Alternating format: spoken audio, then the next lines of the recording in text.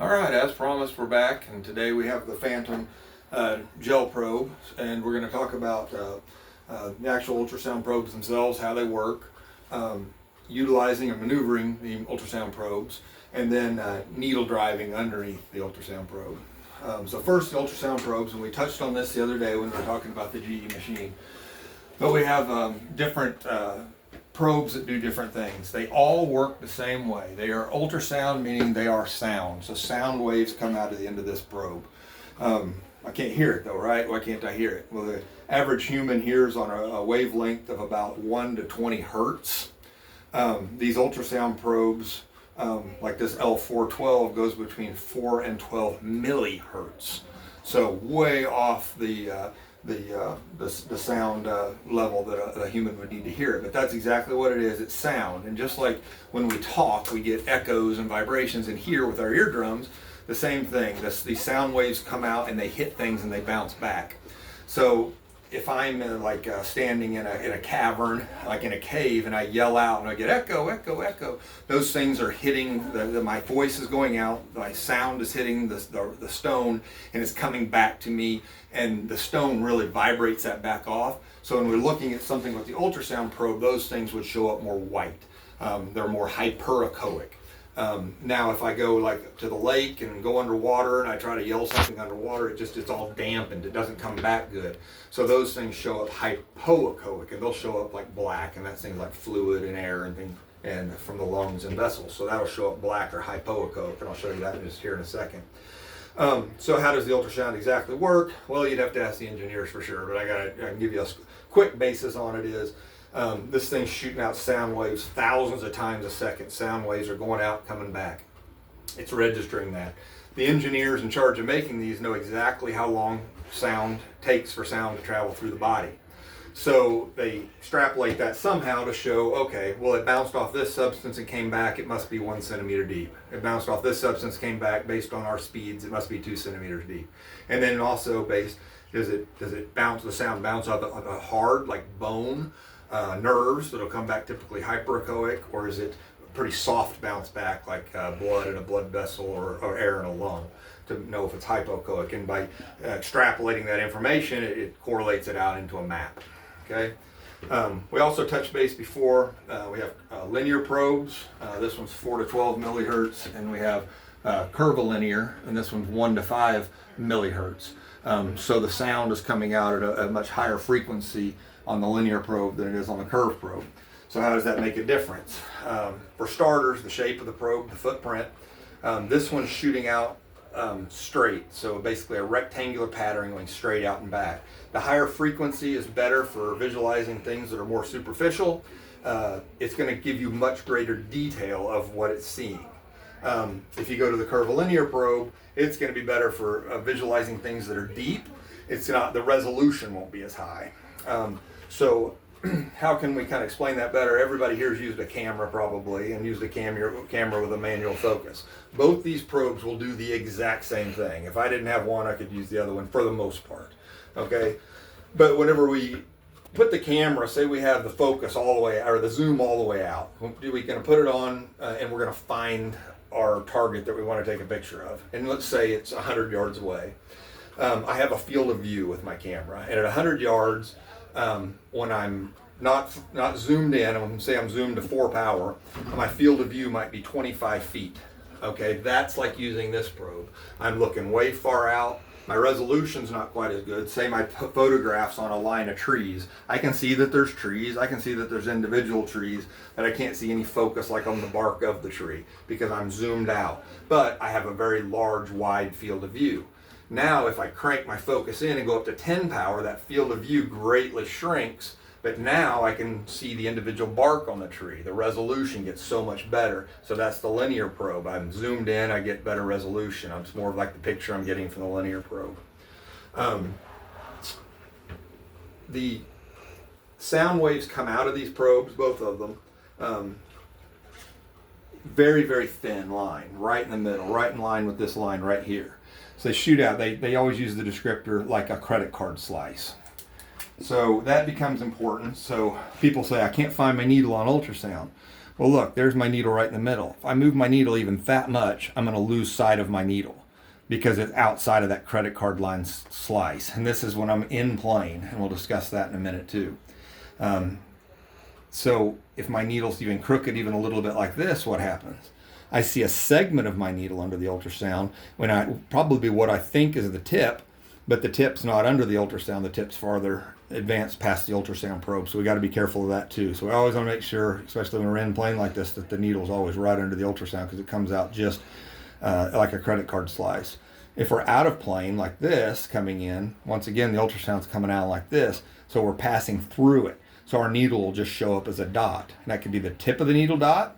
It'll still look like the tip of a needle if I'm here. So we have to find that tip and tilt a little bit, find the tip, tilt, so we can keep track of where our needle is. And we'll go over more again in a minute as well. All right, so I have the two probes set up. I have the linear transducer and the curve transducer. I'm going to show kind of the difference on those as we scan. But we're going to go over a few scanning techniques. So first and foremost, and we mentioned this before too, every ultrasound that you need to get accustomed with or oriented to, you'll have a ridge on one side, and that ridge will correlate with something on our screen here. In this case, it's our GE symbol. So if this is my patient's left and this is my patient's right, I like to orient my ridge to the left because that's the left of the screen. This is the left of the patient. I gotta kick it on again.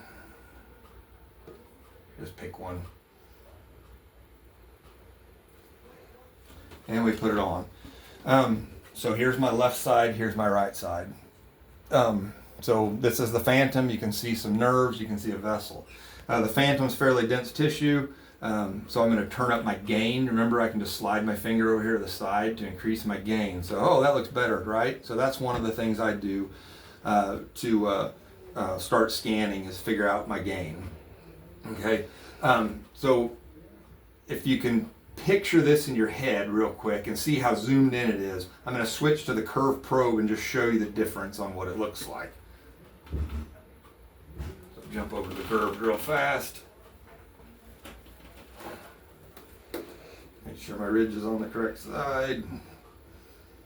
And set this on. I'm going to mess with my gain again too. Okay, so notice the difference.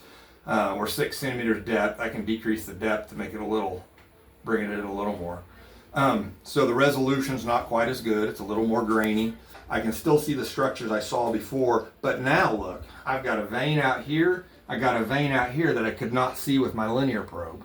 And that's why sometimes if you're having trouble when you're ultrasounding, let's say I'm doing a popliteal sciatic nerve block, the patient's kind of heavy, and I put that linear probe on, I'm like, man, I can't see anything. Sometimes it's handy to get the curved out, set it on a higher depth, set it on the back of your knee. You'll even say pretend this is the femur line here. You'll even see the back of the femur, you'll see the nerves, the arteries, about everything. You'll see everything in the back of the knee. And that'll help you like, oh, I'm way over here. Okay, I get it. I got to come over here. And then you get a line of sight of what you want to do. Now you can switch back to your curve probe or your linear probe and put that on. I got to hit my button. It resets the gain, and now I'm right back into my higher resolution structure, but I found it now and I know where to put this on the patient. Okay, so what if my orientation line's off? So I have my ridge to the left, patient's left. So you see right now this nerve is to the left of this vessel. If I flip my ultrasound probe, what happens? Hey, now this nerve's, I'm going to use the one on top since there's two on the bottom. So I will just use this one. So see, this nerve is way over to the left of this vessel. Now if I flip my probe, what happened? Now it's way over to the right of that vessel. So it's like looking at a mirror image of oneself. So yes, you could do the block this way. Everything would be backwards. When you're trying to learn hand-eye coordination, that to me would be a very difficult way to do it. So not something I want to get involved with. So I typically, like I said, I want to put that ridge to the patient's left. It's just much easier for my brain, I think most people's brains, to figure out, okay, the ridge is to the left, the screen's to the left. If my needle comes in from the right, it's going to come in from the right on the screen and not the opposite. And that just keeps things in control for me. Okay, so that's how the ultrasound probes work in general. Now some scanning or maneuvering. And if we come over here to the phantom probe, I'll show you some techniques. So first off, there's short axis and long axis. So my nerves and vessels are running this way, and I've put my probe on like that, so it's perpendicular to, say, the vessel. So that's a short axis view. Majority of the vascular work and nerve work we do is going to be done in the short axis view, and I'll show you that on the screen next. Long axis view, I'd come like this, and now instead of the nerve looking like short axis, would be like we just cut a tree down and we took slices of the tree or of cookies of the tree. That's the short axis. It's kind of like looking at an axial view on an MRI. Now the long axis, now I've cut the tree down and I'm looking at the whole tree laying on the ground, or at least a segment of it, and it'll look long. Okay, so short axis, long axis. And now we'll go back to the screen. So here's short axis, and we can see the nerves, the vessels are just cuts. And then if we go long axis, you can see them spreading out as I go to it, and I'll find it. There's a vein in long axis. Usually, the only time I typically use long axis is after I place a central line and I've thread the wire. I'll do a long axis view just to see the wire in the vessel, but I do also all the work in the short axis view. Okay, so come back over here. Different ways we can improve upon our image. We already mentioned messing with the gain, messing with the depth. But we also we can slide the probe. So if I want to go left or right, and we'll video it here first and then go over to the screen. We're not fancy. We don't have IT that we can do split screen here. So we can slide the probe this way. We can also maneuver or slide the probe this way to find objects. We can rotate the probe. Do this. That's how I went from short axis to long axis, rotating the probe. I can do like a heel toe kick, so I can actually come this way and this way. I'll do that sometimes in placing things. Say the rib's right here, and I'm shadowed by the rib. I can do a little toe kick to then shoot under the rib to see it. Tilting. I can tilt back and forth like this. That's very handy. Say I'm placing an IV and I got my needle here. I'll actually tilt towards the IV, and then as I go deeper and deeper, I then tilt back to normal to be able to see the tip of the needle the whole way in. So that's tilting. So back to our camera reference, our different probes where magnification happens, our different probes helped us magnify and see more field of view. What I'm doing now is like if I'm adjusting the eyepiece to bring my eye into focus. So now we'll go on the screen, and once again I'll show you. So I'm sliding left right, so I can find structures left right. Say I just put this on the patient and I'm looking to do, say that's the, like when we were on popliteal sciatic, say that's the popliteal sciatic nerve. I will use this one since it's above a vessel like it would be in popliteal sciatic. So if I come here, I got to slide to find it. I can also slide up and down the patient's legs, so I can go inferior, superior on the patient's legs, sliding up and down. This is that heel toe kick. I can kind of come out to kind of rotate it like this, and then I can tilt a little bit, which you won't see much of a difference on the screen with the tilt until we put a needle in there and tilt. And that's like now we're focusing that camera to our eye for our eyepiece. And those are the different maneuvers you'll do this. So every time you put this on the patient's skin, before you do anything, you'll set it down and make sure you're happy. The machine will already be preset to what you select. So like if I choose, right now it's on nerve interscalene, so it's pre-selected to give me a good view. But I got to set it there. I got to slide around and find the nerve. I'm going to tilt. I'm going to rock back and forth, heel toe, until I get that nerve exactly visualized like I want to see it. And then I'll slide up the neck if it's an interscalene to find the interscalene groove from the supraclavicular view that I start at. So all those are the ways you can get in better to find it. Okay. Now we'll talk about needling. So come back to the Phantom. Okay. So there's two ways we drive our needle. Usually, if we're doing vascular work, we're doing out of plane work. So out of plane, remember the ultrasound's going like this in a credit card slice. So if I'm out of plane, I'm going to start very, very close to that. Right, this line right here will be exact midline, and I want to get my vessel right under midline. And I can also turn on, back over here just for a second, this straight line profile. And it's there, I just can't see it worth a darn. Let's go over here and go to central line.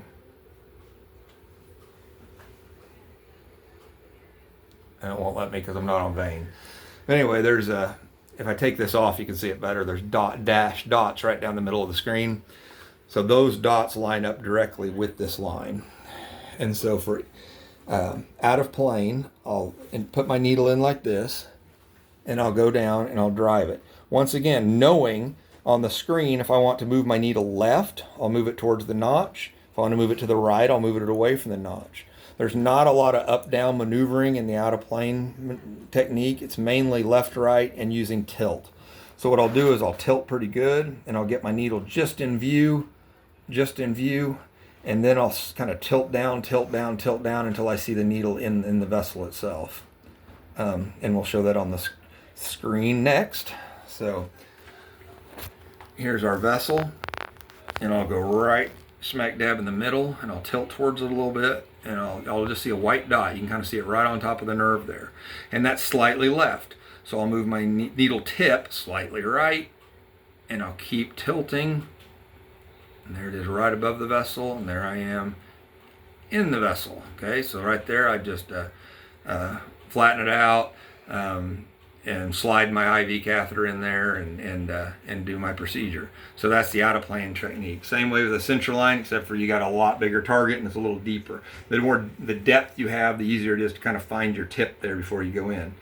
But I will point out that, so here is my tip you're seeing right there, but also if I jam the sucker all the way through and find the needle under it, I found it there for just a second.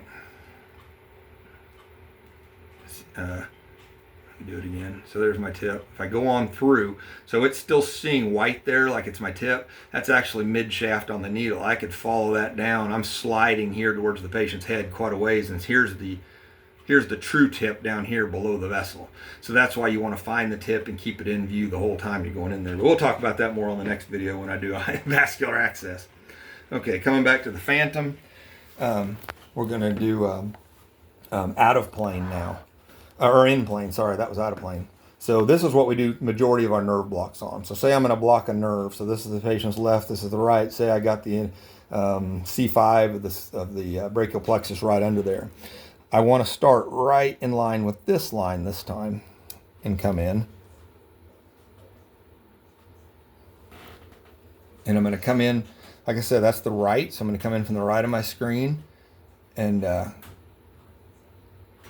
come in and contact the nerve, okay? On this technique, because that's such a thin slice, I'm never going to manipulate left and right. It's always going to be up and down or deep and superficial, okay? Because once I get my needle in plane underneath that ultrasound probe, if I go like left or right even a little bit, I'm going to completely lose my needle. So I'm only going to be manipulating for shallow and deep.